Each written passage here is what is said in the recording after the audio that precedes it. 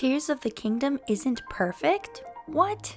Well, of course not. I am keenly aware of a couple of things. The first is that this video's title and thumbnail are a bit cheeky, and the other is that you can of course enjoy, even love a game, and still find issues with it. It's called nuance, something that the loud minority of most fandoms lack at times. But hey, that's the internet for you. And here's the thing, I didn't just love Tears of the Kingdom, I adored it. From its initial announcement, through the waiting, during the hype leading up to release, at release, and practically every second I played until I finished. Is this everyone's experience? No, of course not. And I try to respect that. The thing is, it can naturally feel saddening to hear someone say they didn't enjoy something or an aspect of something that you thoroughly love. It's all about how you react, right? Anyway, here we are a year later, and as an avid defender of how wonderful Tears of the Kingdom is for me personally, it is time to finally admit to what I didn't enjoy, thought were flaws, and would love to see improved in future games. Because there's no such thing as a perfect game, except maybe perfect for you. Kind of like how Ocarina of Time is my favorite Zelda game, but future games definitely improved upon it, even if I still enjoy Ocarina of Time more. Is that nostalgia?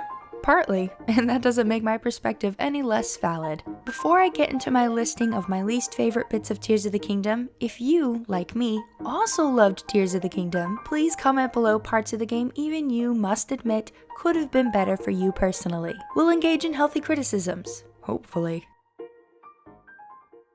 Let's begin with the dungeons. In some ways, the dungeons of Tears of the Kingdom were definitely an upgrade from the Divine Beasts, but in other ways, not so much. And I need to preface this with how much I do miss older dungeons, but also recognize why the current designs work for the world we have.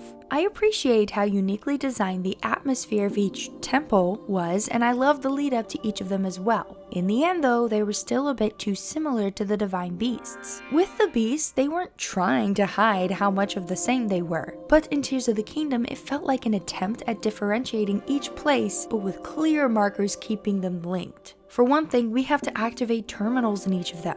You could argue that in past Zelda games, each dungeon had keys. A mini-boss, a boss key of some variety, and a boss. But I don't know. That never bothered me because it was just one part of exploring a totally unique dungeon. Sure, it was formulaic too, but the whole activating a terminal thing was just too big of a similarity for me. Maybe I'm harping too much on a small thing. I loved the music, loved the puzzles, loved having our companion, and love the bosses. Well, most of the time. The exception to all of this besides the music is the water temple. But the whole terminal thing just didn't sit right with me. Speaking of small things, the naming scheme of the dungeons was a letdown to me.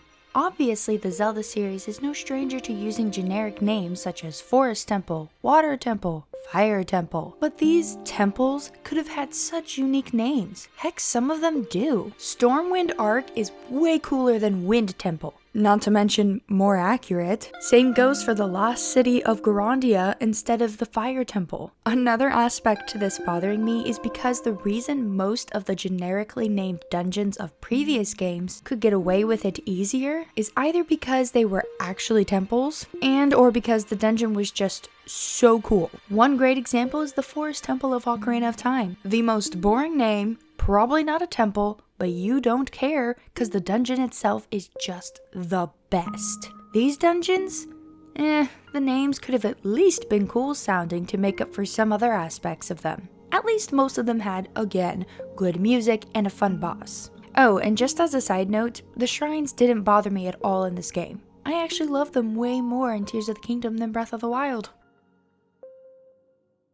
Next up is the sages. At first, the concept of sages returning was exciting, but in practice, they could have done better. My biggest issue with the sages that accompany us in Tears of the Kingdom is the user interface. Thank goodness we can turn them off, because they are never where you need them to be, or they always get in the way.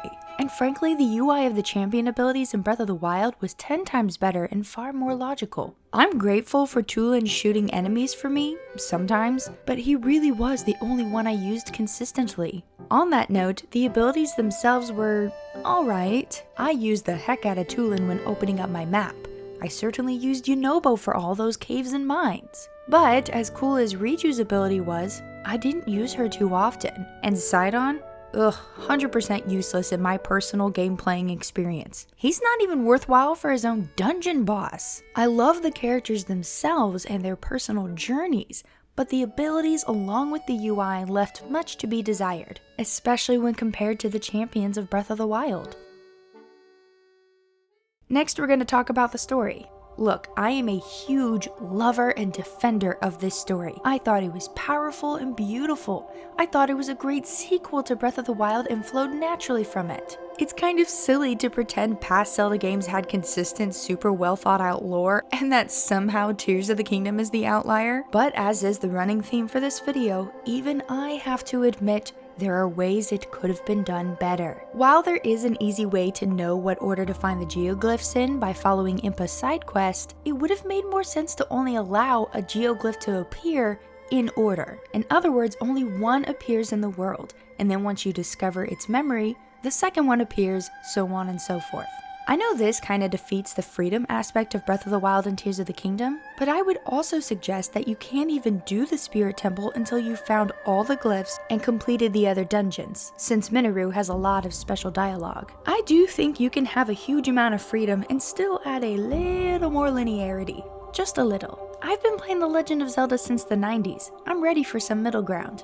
I also believe, and I know this is an obvious one, that the ancient sages should have had different dialogues. Even just small bits about how the imprisoning war went down for them and their people would have been cool. More about what happened leading up to it. Especially the Gerudo sage, since you know, Ganondorf is a Gerudo and there clearly must have been factions, those that supported him and those that did not. As wonderful as the base story was in my opinion, I was thoroughly grasped emotionally by it. I do miss being an active participant in the adventure of the story. We have hints of it here and there, but I look forward to hopefully regaining that aspect in future games. Not too much, I like the concept of Link as a blank slate for us players, but still. As previously stated, I love the story and am not at all bothered by lore issues. Zelda is a series that makes up lore as they go, and that truly doesn't bother me. And I love learning lore. Let's be honest, that is Zelda's best puzzle. I know not everyone feels this way, but I just don't get hung up on video game lore matching perfectly to how I think it ought to be in order to enjoy the game itself, you know?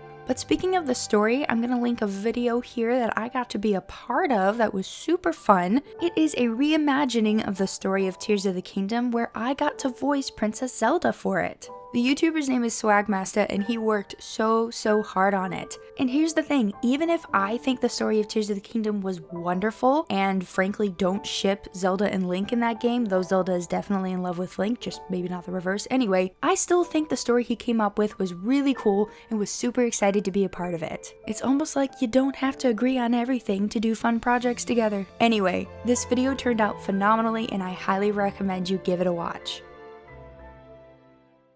Next up is the Sky Islands. The Sky Islands seemed like a huge deal when they were revealed in the second trailer, especially with that trailer coming after a long hiatus of hearing nothing. Even I, as someone who tempers my expectations to what feels realistic for me, though I do think it's good to keep them high, it is Zelda after all, I was saddened by how copy and paste the Sky Islands were.